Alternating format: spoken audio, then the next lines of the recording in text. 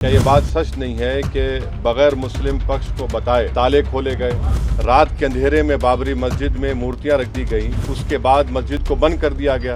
ये फैक्ट है, supreme court का जजमेंट फैक्ट है।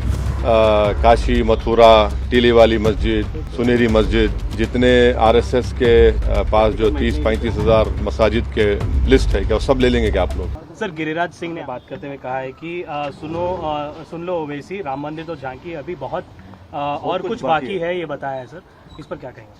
तो हम चाहेंगे कि भारत के प्रधानमंत्री नरेंद्र मोदी इनके इस बयान पर बता दें कि सच है। जब उनका कैबिनेट का मंत्री इस तरह की बकवास कर रहा है तो देश के प्रधानमंत्री की ये एक मॉरल रिस्पॉन्सिबिलिटी बनती है, कलेक्टिव रिस्पॉन्सिबिलिटी बनती है कि वो अपने इस मिनिस्टर के बयान की तस्दीक कर दें।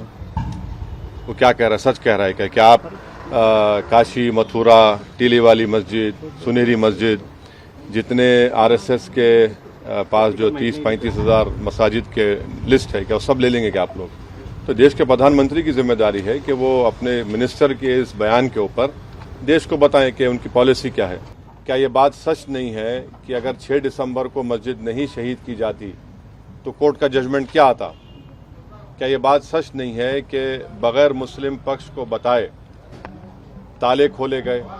जब कंप्यूटर नहीं था तो चंद मिनट की हियरिंग में जज साहब ने 26 या 25 पेज का ऑर्डर दे दिया और बाद में वही जज साहब ने अपनी किताब में लिखा कि उनको ऊपर से इशारा मिला क्योंकि उन्होंने अपने कोर्ट की दीवार पर एक काले बंदर को देखा। क्या ये बात सच नहीं है कि जब जीबी पंत उत्तर प्रदेश के मुख्यमंत्री थे, रात के अंधेरे में बाबरी मस्जिद में मूर्तियां रख दी गई, उसके बाद मस्जिद को बंद कर दिया गया? ये फैक्ट है, सुप्रीम कोर्ट का जजमेंट फैक्ट है। इसीलिए हमने जब सुप्रीम कोर्ट का जजमेंट आया था हमने कहा था कि सुप्रीम कोर्ट का जजमेंट बिलीफ के ऊपर आया है और हमको इस बात का उस वक्त एप्रीहेंशन था, जो अब सच साबित हो रहा है अनफॉर्चुनेटली, कि आप देख रहे हैं कि मुख्तलिफ मसाजिद के ऊपर केसेस डाले जा रहे हैं। तो ये मैं जो कह रहा हूँ फैक्ट है, वो मैं मानता हूँ सुप्रीम कोर्ट जजमेंट, जैसा जस्टिस जे.एस. वर्मा ने कहा था कि supreme court is supreme but not infallible. अब आप मेरे को बताइए, टीली वाली मस्जिद का किस्सा क्या है? 200 साल पुरानी मस्जिद है और लुटियंस जब बना रहे थे दिल्ली को तो उसको छोड़कर बनाया गया। तो पहले वहाँ पर गांवों को हासिल किया गया और मस्जिद को कोई हाथ नहीं लगाए। आप मस्जिद के ऊपर नोटिस देते हैं।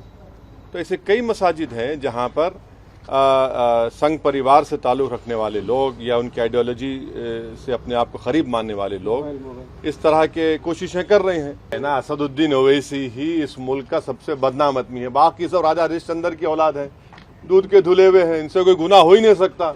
मुझे अपनी बात करने का इख्तियार है।